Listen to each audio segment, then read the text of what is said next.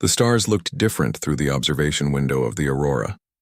Captain Daniel Harper stood with his hands behind his back, watching the swirling colors of faster-than-light travel paint the darkness. After 6 months in space, he still wasn't used to it. None of them were. Humanity had only cracked the secret of FTL travel 3 years ago, and this was their first real journey beyond the solar system. "Captain, we're approaching the Alpha Centauri system," said Lieutenant Amy Rodriguez from her station. Her fingers danced across the holographic controls, reading the incoming data. "Everything looks normal so far," Daniel nodded. Normal was good. Normal meant no surprises, no catastrophic equipment failures, no unexpected encounters with things that shouldn't exist. The Aurora was an exploration vessel, not a warship. They carried science equipment, not weapons. Commander Jack Sullivan walked onto the bridge carrying a data pad. He looked tired. "The crew is getting restless," he said quietly to Daniel. 6 months is a long time to be away from Earth. "Tell them we'll start heading home in 2 weeks," Daniel replied. "After we finish mapping this system." But fate had other plans. 3 hours later, Amy's console lit up with warnings. "Captain, I'm detecting something unusual. There's a structure in orbit around the 4th planet. It's artificial." The bridge went silent. Everyone turned to look at the main screen as Amy brought up the image. There, floating in the black void of space, was a massive ring-shaped station. It gleamed with a strange silver light, clearly made by intelligent hands. But it shouldn't be there. Humanity had never detected any signs of alien life in Alpha Centauri. "How did we miss this?" Jack asked, his voice tight with tension. "It wasn't here when the probes mapped this system 10 years ago," Amy said, checking her data again. "This is new. Or it was hidden somehow." Daniel's heart raced, but he kept his voice steady. "All hands to stations. Amy, scan that structure. Jack, get me a communication channel ready. If someone built that thing, they might still be around." For the next hour, they approached carefully. The structure was enormous, easily 10 times the size of the Aurora. It pulsed with energy, and their sensors detected technology far beyond anything humanity had created. No weapons locked onto them. No messages came through. The station simply waited. Then, without warning, a beam of light shot out from the station and touched the Aurora. The ship's systems flickered. Everyone braced for impact, but nothing happened. Instead, a voice filled the bridge, speaking perfect English. "Greetings, humans of Earth. I am Ambassador Vrel of the Kethrin species, representative of the Galactic Council. We have been expecting you." Daniel exchanged glances with Jack. The Galactic Council? They had so many questions, but he kept his voice diplomatic. "This is Captain Daniel Harper of the exploration vessel Aurora. We come in peace. We had no knowledge of your presence here." "We know," the voice replied. "Your species has been monitored for approximately 300 of your years. We deemed you too primitive for contact until now. Your achievement of faster-than-light travel has changed this assessment." Too primitive. The word stung, but Daniel pushed his pride aside. "We would be honored to establish formal communication with your council. May we meet face-to-face? You may dock with Relay Station 773. Prepare yourselves. What you are about to learn will change your species forever." The docking process took another hour. When the airlock finally opened, Daniel, Jack, and Amy stepped through wearing their formal uniforms. What waited on the other side took their breath away. Ambassador Vrel stood nearly 8 feet tall, with a body that looked like a massive insect covered in gleaming blue armor. 4 arms extended from his torso, and his head featured multiple eyes that seemed to see everything at once. Despite his alien appearance, his posture suggested patience and intelligence. "Welcome," Vrel said, his mandibles clicking. "Please follow me. There is much to discuss." He led them through corridors filled with technology that seemed like magic. Floating platforms, walls that showed images from distant worlds, and devices whose purposes Daniel couldn't even guess. Finally, they reached a large chamber filled with comfortable seats designed for human anatomy. "The Galactic Council governs 217 species," Vrel began once they were seated. "We maintain peace, facilitate trade, and protect younger civilizations from the many dangers of the galaxy. Your species has now reached a point where you must make a choice." "What kind of choice?" Amy asked. Vrel's eyes focused on her. "To join us or to remain isolated? The galaxy is not a safe place for lone species. There are threats you cannot imagine. Rogue artificial intelligences, dimensional parasites, species that consume entire worlds. The Council offers protection, technology, and membership in galactic society. That sounds reasonable, Daniel said carefully. What would joining require? Standard integration protocols, Vrel replied. Your species would be classified and ranked according to evolutionary merit. Earth would accept a council overseer to guide your development. You would reduce your military to defensive levels only, as the council's enforcement fleet handles all major threats. In return, you gain access to trade networks, advanced technology, and the protection of 200 worlds. Jack leaned forward. And if we refuse? For the first time, Vrel's tone changed slightly. Then you remain isolated. No access to relay stations, no trade, no protection. Most species who refuse eventually fall to one threat or another. The galaxy is not kind to the weak. Amy had been quiet, but now she spoke up. May we access your historical databases? We'd like to learn more about the Council before making any decisions. Vrel seemed pleased by this. Of course. Knowledge is the foundation of wisdom. I will grant you access to our public records. Study them well. They spent the next week on the relay station, diving into the Council's vast archives. The information was staggering. Thousands of years of history, hundreds of species, entire civilizations rising and falling. The Council presented itself as a force for order and peace in a chaotic universe. But Jack noticed something odd. He stayed up late one night, going through the records again and again. When he found what he was looking for, his blood ran cold. He immediately called Daniel and Amy to his quarters. Look at this, he said, pointing to a timeline. The Council claims to be peaceful, but there are gaps. See here, the Velkari species. They're mentioned extensively up until about 400 years ago, then nothing. They just vanished from the records. Amy pulled up more data. You're right. And they're not the only ones. I count at least 12 species that simply disappear from the historical record with no explanation. Daniel felt a chill run down his spine. What happened to them? I don't know, Jack said grimly. But I think we should find out before we make any decisions about joining this council. The next day, Jack approached Vrel with his questions. The ambassador's demeanor remained calm, but there was something else in his eyes now. Calculation, perhaps, or concern. The species you mentioned were removed for the good of the galaxy, Vrel said carefully. They refused to follow council law and became threats to galactic stability. The council had no choice but to quarantine them. Quarantine? Amy asked. Where are they now? That information is restricted, Vrel replied. But I assure you the council only takes such extreme measures when absolutely necessary. After Vrel left, the three humans stood in silence. Finally, Daniel spoke. We need to get more information. Amy, can you access the restricted files? I can try, she said. But if I get caught, it could cause a diplomatic incident. Do it anyway, Daniel ordered. I need to know what we're really dealing with here. It took Amy 3 days of careful work, but she finally cracked through the security. What she found made her hands shake. The restricted files told a different story than the public records. The Velkari hadn't been quarantined. They'd been systematically destroyed over 3 centuries because they refused to submit to council authority. Their worlds had been sterilized, their ships hunted down, their entire civilization erased from existence.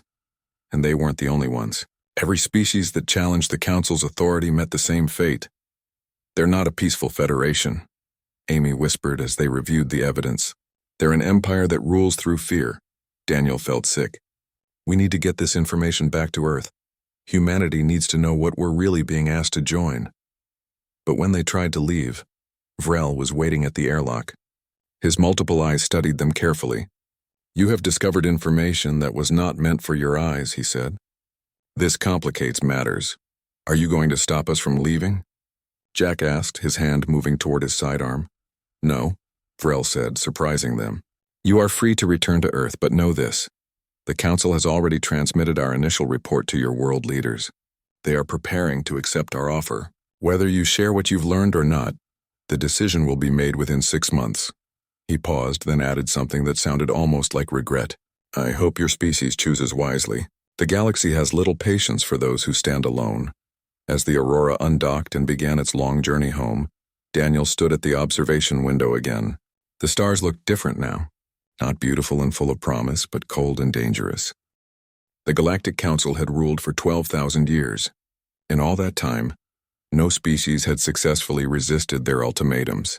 Until now, 3 months after the Battle of Neptune, the Council found itself facing something it had never encountered before. doubt among its own members. On the Nexus, Councillor Thane stood before the ruling committee, his scales dark with fury. Around him sat representatives of the Council's most powerful species, all watching humanity's latest broadcast play on the central display. President Helen Carter's face filled the screen. She looked tired but unbowed. Behind her stood the ruins of São Paulo, still smoking from a Council orbital strike. But her voice was strong. To every species watching this, she said, the Galactic Council claims to offer protection and peace. What they offer is submission. They will tell you that resistance means death. We are proof that they're wrong. Yes, we're bleeding. Yes, we're suffering. But we're still here. And we're still free. The broadcast cut to footage from the Battle of Neptune. Human ships, tiny compared to the Council's battleships, swarming like angry insects. The Valor appearing and disappearing, using technology the Council didn't know humans possessed. Council ships retreating. Join us, Carter continued. Not in war, but in the principle of self-determination. Tell the Council you want to be partners, not subjects. Demand representation. Demand respect. Together we can build a galaxy where all species stand equal. The broadcast ended. The chamber erupted in angry voices. Thane silenced them with a gesture. This is unacceptable. The humans are actively attempting to undermine Council authority. I propose we deploy the Harbinger fleet. The chamber went silent.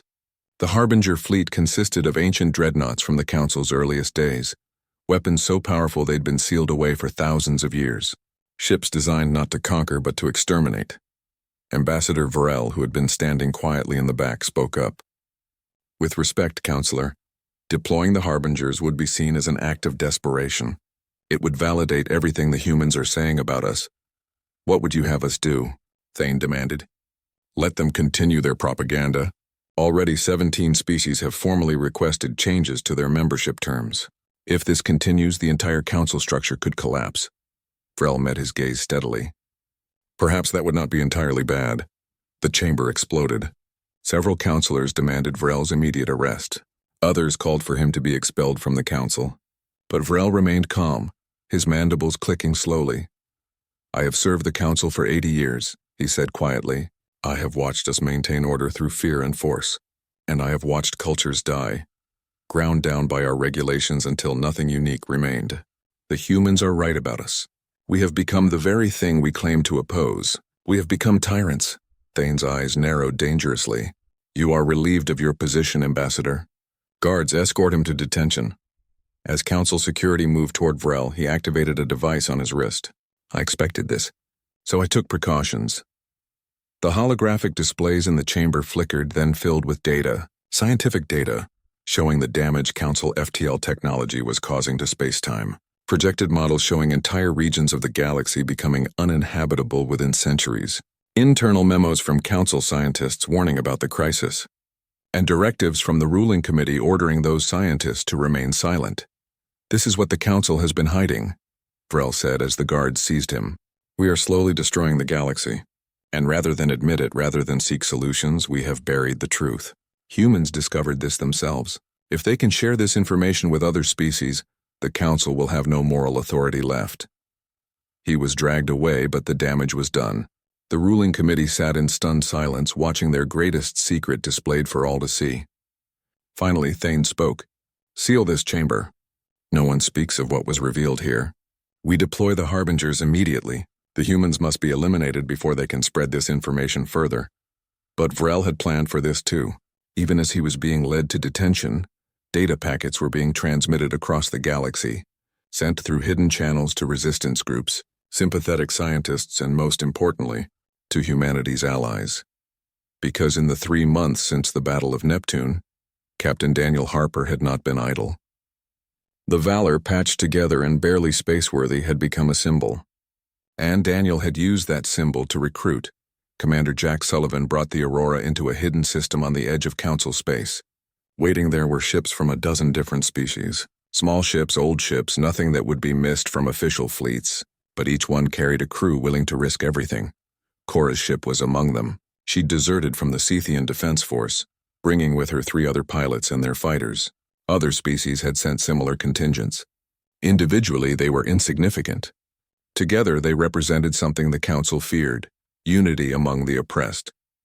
"Welcome to the Resistance," Daniel said over the comm channel, his image appearing on every ship's display. "I won't lie to you.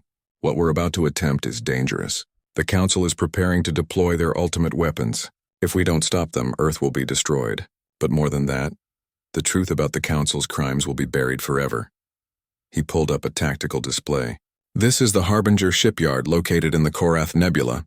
It's where the ancient dreadnoughts have been kept in stasis for millennia. According to our intelligence, they'll be ready to launch in 48 hours. We're going to destroy them before that happens." Murmurs of disbelief rippled through the channel. The Korath Nebula was deep in Council territory, heavily defended. It was a suicide mission. "I know what you're thinking," Daniel continued. "But we have two advantages. First, they don't expect us. They think we're bottled up in the solar system. Second, we have something they don't: desperation. We're not fighting for territory or resources. We're fighting for survival. That makes us dangerous." He paused, looking at the faces on his screen. Aliens of every shape and description united by a common cause. "Anyone who wants to leave, do it now. No one will judge you. This is a volunteer mission." No one left. The fleet jumped together using the experimental dimensional drives human engineers had installed on as many ships as possible. They emerged at the edge of the Korath Nebula, sensors showing the massive facility at its heart, and surrounding it a defensive fleet of Council warships. "They knew we were coming," Jack said grimly. Daniel's jaw tightened. They had a spy. Someone had leaked the mission, but there was no time to worry about that now. "All ships engage." Buy time for the strike team. The Valor led the charge, weapons blazing. The makeshift fleet followed, a chaotic swarm attacking from every direction. The Council defenders tried to form a coherent response, but the Resistance ships were too unpredictable, using tactics from a dozen different combat doctrines. While the battle raged, Patricia Hayes led a boarding team onto the facility itself. They'd stolen Council uniforms and access codes, betting everything on a desperate bluff. Incredibly, it worked. They made it 3 levels deep before alarms started blaring. "Hayes, you've got incoming." Daniel's voice crackled over the comm. "Heavy security moving to your position." "Understood," Hayes replied, checking her rifle. "Team, plant the charges. We're about to have company." Her team moved quickly, attaching explosives to key structural points throughout the facility. The Harbinger ships were held in massive cradles, still connected to power systems, keeping their ancient systems functional. Destroying the cradles would destroy the ships, but as they worked, a figure emerged from the shadows. Admiral Zorath, the Dravik's commander, flanked by elite Council soldiers. "I knew humans would attempt something foolish," he said, his weapon trained on Hayes. "Your predictability is disappointing." Hayes smiled coldly. "Funny, I was just thinking the same about you." From vents in the ceiling, more humans dropped down, weapons firing. The ambush had been anticipated, and Hayes had planned accordingly. In the chaos, her team finished planting the charges and began fighting their way back to their ship. In space, the battle was going poorly. The Valor had taken critical damage, and several Resistance ships were disabled or destroyed, but they'd accomplished their mission. Hayes' team was clear, the charges were armed, and the detonator was active. "All ships retreat," Daniel ordered. 5 seconds to detonation. They jumped away just as the facility exploded. The Harbinger ships, kept in stasis for millennia, were consumed in a cascade of nuclear fire. The Council's ultimate weapon was gone, but so was most of the Resistance fleet. Only a handful of ships made it back to human space, the Valor among them. They'd won, but at terrible cost. On the Nexus, Councillor Thane received the report with barely controlled rage. The Harbingers were destroyed. Ambassador Vrel had escaped detention with help from sympathetic guards. And worst of all, the scientific data about space-time damage was now public knowledge, spreading across the galaxy faster than the Council could suppress it. For the first time in Council history, member species were openly questioning their leadership. Protests erupted on dozens of worlds. Scientists from multiple species confirmed the validity of the data. The war began not with an invasion, but with silence. 3 weeks after humanity's rejection of the Council's terms, every relay station within 50 light-years of Earth went dark. Ships that tried to leave the solar system found their paths blocked by Council patrols. Earth was cut off from the galaxy, trapped in a cage of steel and technology. General Marcus Cole stood in the newly constructed war room, deep, Beneath the Swiss Alps, holographic displays showed the disposition of Council forces around human space. 12 battle groups, each containing enough firepower to glass a planet. They weren't attacking yet, just waiting, watching, slowly tightening the noose. "They're trying to starve us out," said Colonel Patricia Hayes, Cole's second in command. She was lean and hard, a veteran of the resource wars who had seen her share of blood. No trade, no expansion, no access to resources beyond the solar system. "They think we'll beg to be let back in within a year." "They don't know us very well," Cole replied. "Status of Operation Defiance?" Hayes pulled up a different display. "All major weapons platforms are hidden and operational. We've got missile batteries on the dark side of the moon, railgun emplacements in the asteroid belt, and stealth ships scattered throughout the system. If they come in, we'll make them bleed." "When they come in," Cole corrected. "The Council won't wait forever. Sooner or later they'll get tired of the blockade and try to finish this quickly." But weeks turned into months, and the Council's patience proved deeper than expected. Life on Earth grew harder. Without access to asteroid mining operations outside the solar system, resources became scarce. Food production strained to keep up with demand. The economy faltered as interstellar trade evaporated. President Helen Carter faced growing pressure from world leaders to surrender. Every day brought new protests, new demands to end the standoff. But she held firm, knowing that submission now would mean the slow death of everything that made humanity unique. Meanwhile, in orbit around Mars, Captain Daniel Harper supervised the construction of humanity's first true warship. The Valor was nothing like the Aurora. Where the exploration vessel had been elegant and scientific, the Valor was brutal and functional. Every system was designed for combat, every weapon tested and retested. "How long until she's ready?" Daniel asked the chief engineer, a gruff woman named Kate Murphy. "2 more weeks for the main systems," Kate replied. "But we're still working on the experimental drive. If we can get it working, it'll give us a real edge in combat."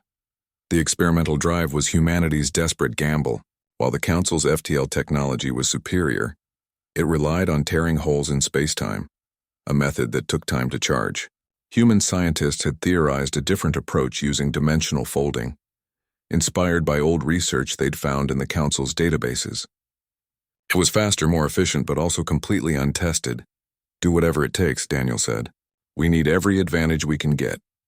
Back on the Nexus, Commander Jack Sullivan played a dangerous game.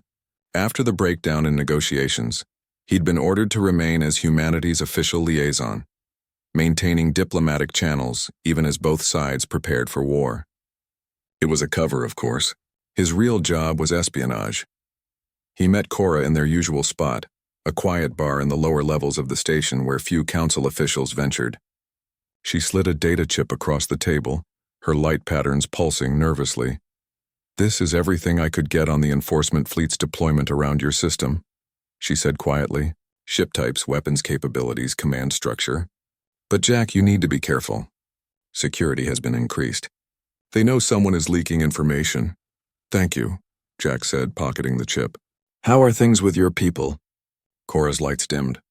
"Bad. The Council demanded we contribute ships to the blockade. My government agreed. In a few weeks, Sethian vessels will be enforcing the quarantine of your world. Will you be flying one of them?" She looked away. "Yes, I'm a pilot. I don't have a choice." Jack reached across the table and took her hand. "There's always a choice. Come with me, help us. Together, maybe we can show other species that the Council can be resisted." "If I defect, my family will be punished," Cora said. "The Council doesn't forgive betrayal." "Then we'll get them out too," Jack insisted. "But I can't do this alone. Humanity can't do this alone. We need allies, Cora. We need people willing to stand up." Before she could answer, his communicator buzzed. Daniel's voice came through tight with urgency. "Jack, we've got a situation. Council forces are moving. Get out of there now." Jack stood up quickly. "I have to go." "Think about what I said." He made it back to his shuttle just as alarms began wailing throughout the Nexus. Something big was happening. As his ship detached and began the long burn toward human space, he pulled up the news feeds. His blood ran cold. The enforcement fleet was mobilizing, but not just around Earth. Reports were coming in from across the galaxy. Council forces were being pulled from dozens of sectors and redirected to one location. They were preparing for a decisive strike. Back on Earth, Dr. Lisa Morgan worked frantically in her laboratory. She'd been studying the captured council technology for months, trying to understand how it worked. What she'd discovered terrified her. "General Cole, you need to see this," she said over the secure channel. Cole appeared on her screen minutes later. "What is it, Doctor?" Lisa pulled up her calculations. "I've been analyzing the Council's FTL drives. They work by creating microscopic tears in space-time, opening doorways that ships pass through. It's elegant technology, but there's a problem. The tears don't fully heal. Each time a ship jumps, it leaves a tiny scar on reality itself." "So what?" Cole asked. "A few scars don't seem like a big deal." "Not a few scars, General. Millions, billions. The Council has been using this technology for 12,000 years. They've jumped through space-time so many times that entire regions of space are becoming unstable. In some areas, the damage is so severe that reality itself is breaking down." Cole leaned forward. "Are you saying their technology is destroying the galaxy?" "Slowly, yes. Within a few hundred years, at current usage rates, large sections of space will become uninhabitable. Ships won't be able to jump through them. Planets in those regions will be cut off. It will be a catastrophe. Does the Council know about this?" Lisa nodded grimly. "They have to. The data is in their own scientific databases.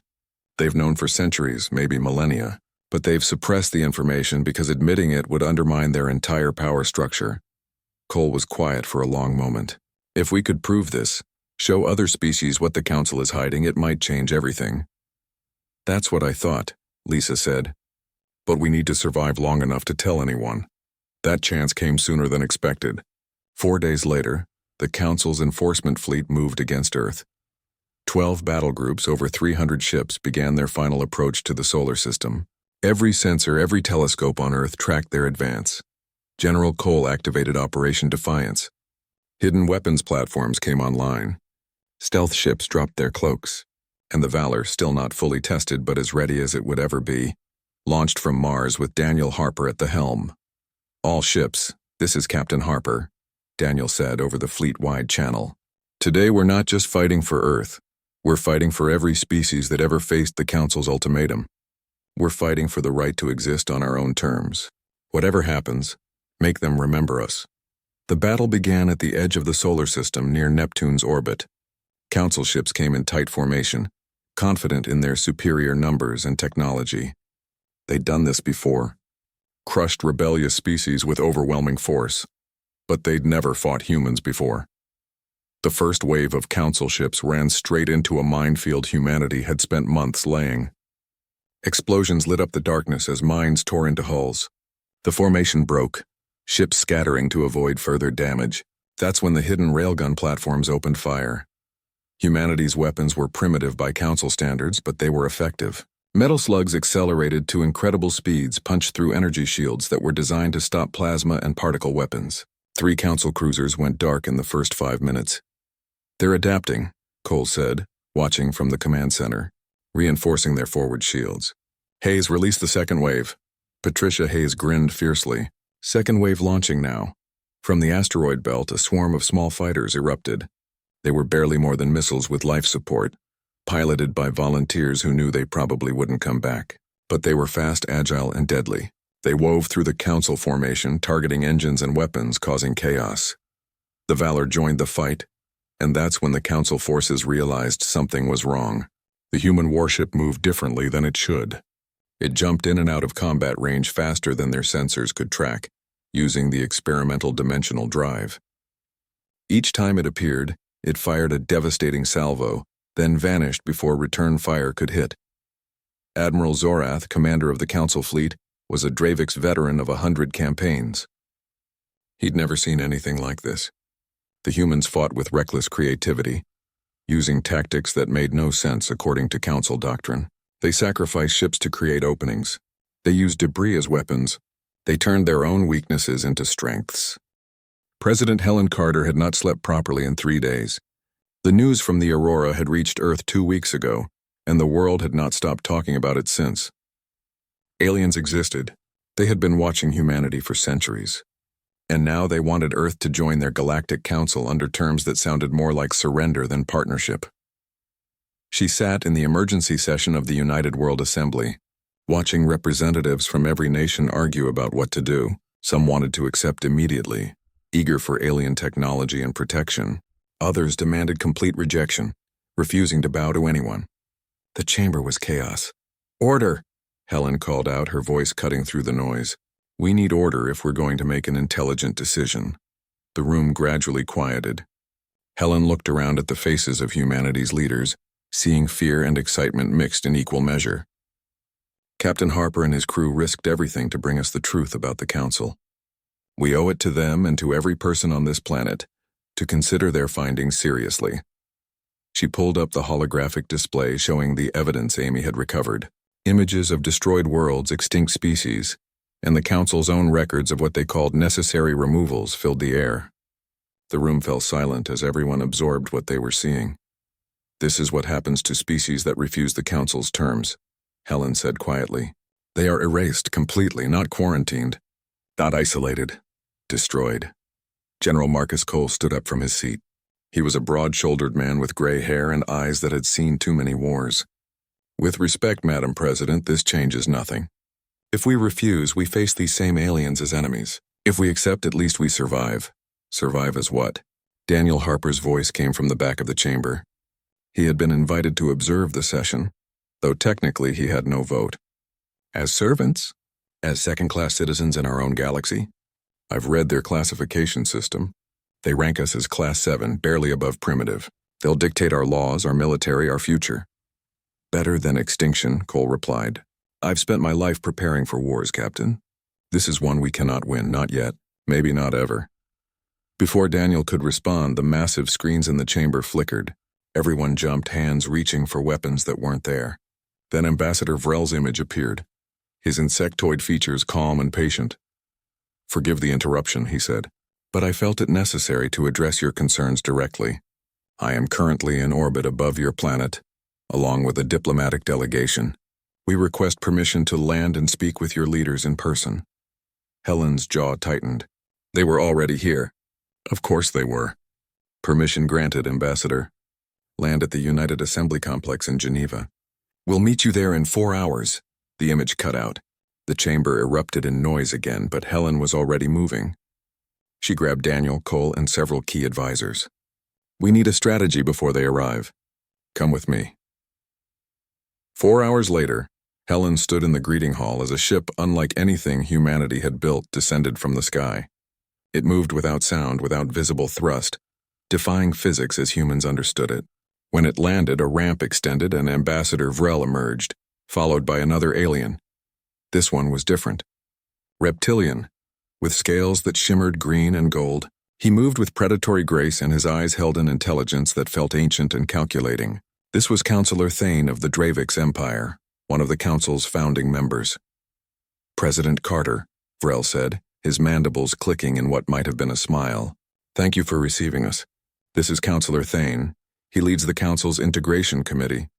Thane's voice was smooth and cold. "We understand you have concerns about joining the Council. This is natural. All new species experience doubt.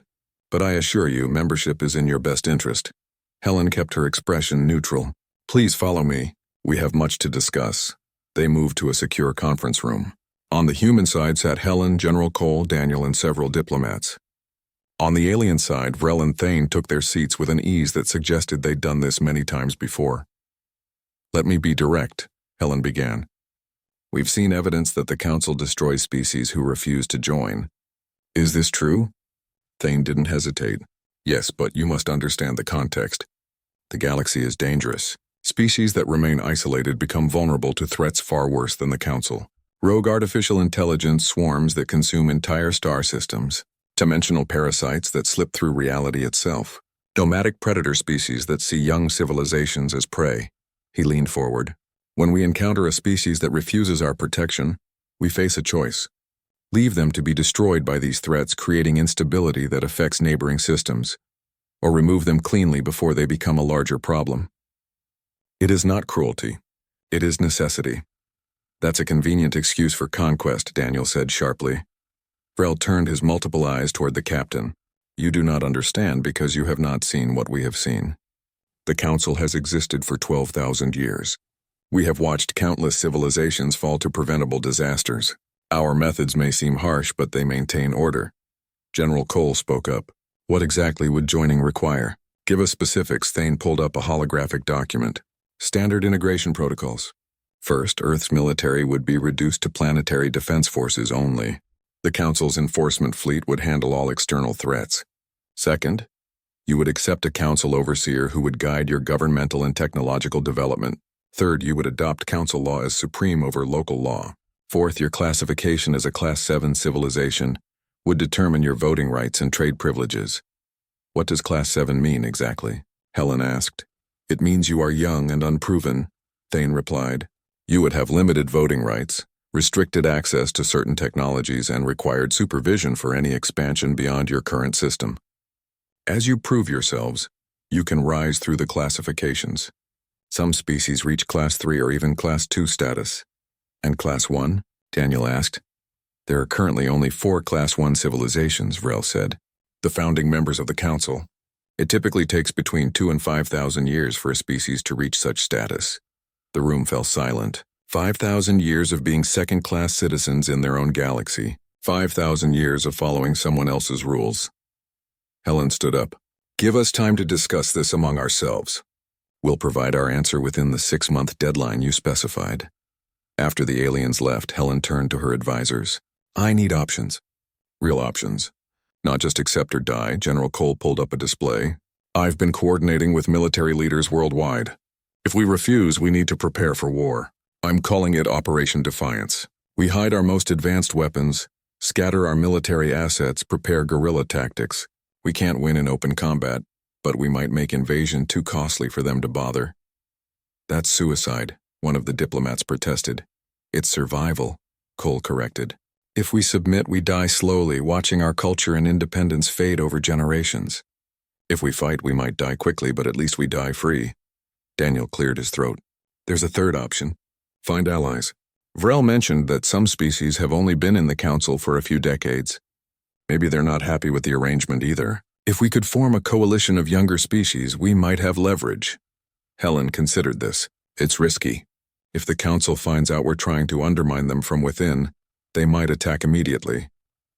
Everything is risky now, Daniel replied, but doing nothing is the same as giving up. Over the next few weeks, they implemented a multi-layered strategy. Publicly, Earth appeared to be preparing for integration, building the facilities the Council requested and sending positive signals. Privately, General Cole began Operation Defiance, hiding weapons in remote locations and training special forces for asymmetric warfare. And secretly, Daniel took the Aurora back into space with a new mission. He carried credentials as humanity's liaison to the Council, which gave him access to the Nexus, the massive space station that served as the Council's capital. The Nexus was beyond anything Daniel had imagined. It was a city in space, home to millions of beings from hundreds of species.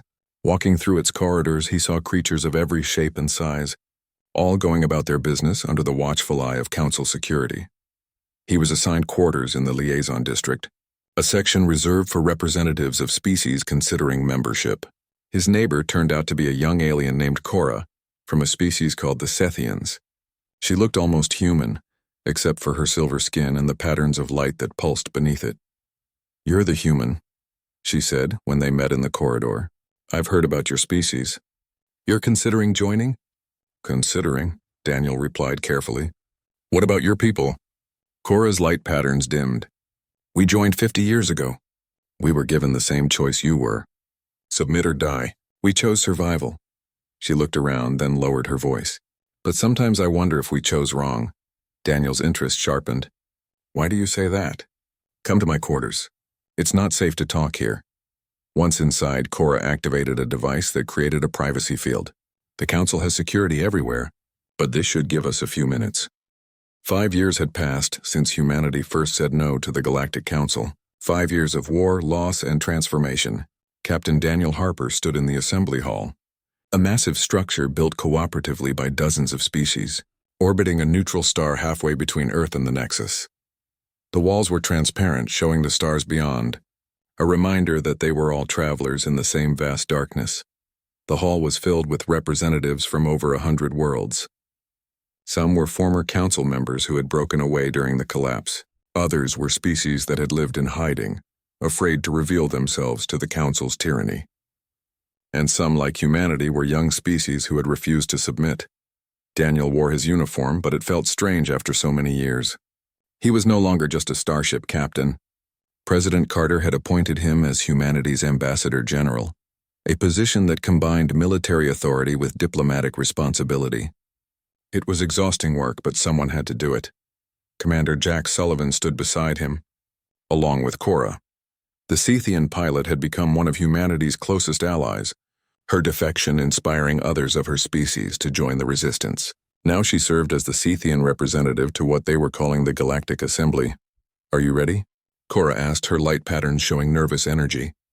Daniel looked out at the gathered representatives. "As ready as I'll ever be. Let's see if 5 years of fighting was worth it." The assembly quieted as President Carter walked to the central podium. She looked older now, the weight of leadership evident in her silver hair and lined face, but her eyes were still sharp, still determined. "Representatives of free peoples," she began, her voice carrying through the hall. "We gather here today not as conquerors or conquered, not as masters or servants, but as equals. 5 years ago, humanity was given a choice: submit to the Galactic Council or face extermination. We chose a third option. We chose freedom." She paused, looking around the hall. "That choice cost us. Earth bears the scars of orbital bombardment. Millions died in the war. Entire cities were reduced to ash. But we survived, and more than that, we inspired others to stand up as well. The Council, which ruled for 12,000 years, no longer exists as a unified power. In its place, we have chaos. Dozens of factions fighting for control, former member species adrift without guidance, and threats old and new emerging from the dark." She pulled up a holographic display showing the current state of the galaxy. It was a mess. The Sovereignty League, led by Councillor Thane and the Dravix Empire, controlled a large section of space, attempting to maintain the old hierarchical system. Various independent federations had formed, some peaceful, some aggressive. And then there were the dead zones, regions where space-time damage from Council FTL technology had made travel impossible. "We cannot let this chaos continue," Carter said, "but neither can we return to the old ways. The Council maintained peace through fear and suppression. We must find a better path. That is why we proposed the Galactic Assembly Charter." The charter appeared on displays throughout the hall. It was simple but radical: equal representation for all member species, democratic decision-making, collective defense without central military control, and most importantly, a commitment to develop new FTL technology that didn't damage space-time. General Marcus Cole, now retired but present as an advisor, watched from the gallery. He'd fought in dozens of battles during the war, lost countless soldiers, and seen things he'd never forget. But if this charter passed, if these species could actually cooperate, then maybe it had all meant something. The debate began immediately. A representative from the Vortan cluster stood up, his crystalline body refracting light. "This charter assumes all species are equal, but we are not. Some species are more advanced, more experienced. Should they not have more influence in galactic affairs?" Daniel had expected this argument. The old council operated on that principle. It led to oppression and stagnation. In the assembly, influence comes from ideas and actions, not arbitrary classifications. A good idea from a young species is worth more than a bad idea from an ancient one. But who decides which ideas are good? Another representative asked. "Without hierarchy, how do we maintain order?" "Through discussion, debate, and voting," Cora replied, standing up. "My people lived under council rule for 50 years. Every year we became less Scythian and more like a generic council species. Under this charter, we can preserve our culture while still cooperating with others. That is worth more than the illusion of order." The debate raged for hours. Some species were enthusiastic supporters, having suffered under council rule. Others were skeptical, unsure if democracy could work on a galactic scale. And a few were openly hostile, viewing the assembly as a threat to their own power. Finally, Ambassador Vrel stood to speak. He'd become a symbol of the council's collapse, the insider who had chosen principle over power. "I spent my life serving the council," he said quietly. "I believed in its mission, but I also watched it become corrupt. The council started with noble goals, but over millennia, it became more interested in maintaining power than in serving its members." He gestured to the charter. "This document is not perfect. Nothing created by fallible beings ever is, but it offers something the council never did: the ability to change, to adapt, to grow. If we make mistakes, we can correct them. If our laws prove unjust, we can revise them. That flexibility is our greatest strength. As he sat down, Daniel noticed movement in the gallery. Dr. Lisa Morgan was signaling him urgently. He excused himself and made his way to her. "What's wrong?" he asked. Lisa pulled up a data display. "I've been monitoring long-range sensors. There's a massive fleet approaching from the direction of Dravik space. At least 200 ships, all bearing Sovereignty League markings. Thane is coming, and he's bringing an army." Daniel's blood ran cold. "How long until they arrive?" 6 hours, maybe less. He immediately contacted Patricia Hayes, who had been promoted to admiral and now commanded Earth's defense forces. "Hayes, we've got incoming. Sovereignty League fleet, bearing down on the assembly hall." Hayes's response was instant. "I'm deploying the defense grid now." "But Daniel, we can't win a straight fight. Not against those numbers." "I know," Daniel said grimly. "But we can make them think twice about attacking." He returned to the assembly hall where the debate was still ongoing. He walked directly to the podium, interrupting the current speaker. "Apologies, but we have a situation. A Sovereignty League fleet is approaching this location. They'll be here in 6 hours." The hall erupted in panic. Representatives shouted questions, demanded protection, or called for immediate evacuation. Carter raised her hands for silence. "Everyone, please calm down. We anticipated this possibility. The assembly hall is protected by a multinational defense force. We're not helpless." But Daniel could see the fear in their eyes. The Sovereignty League represented the old power structure, species that believed in dominance through strength. If they destroyed the assembly hall and killed its representatives, the movement toward democratic cooperation would die with them. Councillor Thane's face appeared on the main display, transmitted from his flagship. "Inhabitants of the so-called assembly hall," he said, his voice dripping with contempt. "You are harboring criminals and spreading sedition. Surrender immediately or be destroyed." President Carter stepped forward. "Councillor Thane, this is a diplomatic gathering of sovereign species. Attacking us would be an act of war against over 100 worlds." "You are not sovereign," Thane replied. "You are rebels who refused the natural order. The Sovereignty League will restore stability to the galaxy, starting with your elimination." The transmission cut off, 6 hours until they arrived. Daniel's mind raced through possibilities. The Assembly's defensive fleet was respectable, but not enough to stop 200 warships. They needed an edge, something unexpected. "Lisa," he said, pulling her aside again, "the experimental dimensional drive. Can we use it as a weapon?" She looked at him like he was crazy. "The drive folds space to create temporary wormholes for travel. Using it as a weapon would be incredibly dangerous and unpredictable. But possible? Theoretically, yes. If we could create a large enough fold in the right location, we could scatter their fleet across light years of space.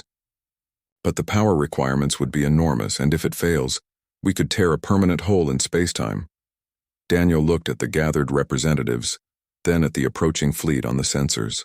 "We're out of options. Set it up." The next 6 hours were frantic.